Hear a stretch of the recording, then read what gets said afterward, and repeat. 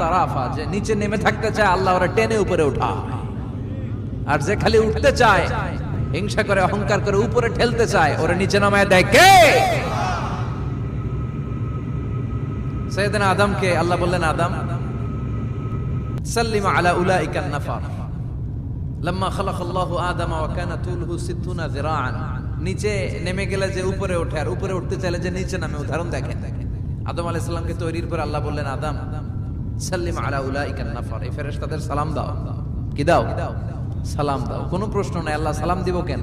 ফেরেশতারা আমারে দিব না কেন? আমি আগে দিব কেন? কথা আছে কোনো? যেই সালাম দিলেন, সালাম দেওয়ার সাথে সাথে ওনার মর্যাদা বাড়িয়ে দিল কে? এত মর্যাদা বাড়ালেন যে নূরের ফেরেশতারা মাটির আদমকে সেজদা দিতে বাধ্য হয়েছে। চিৎকার করে বলেন ঠিক কিনা? তুমি মাটির আদমকে প্রথম সৃষ্টি করিয়া ঘোষণা করিয়া দিলে শ্রেষ্ঠ বলে।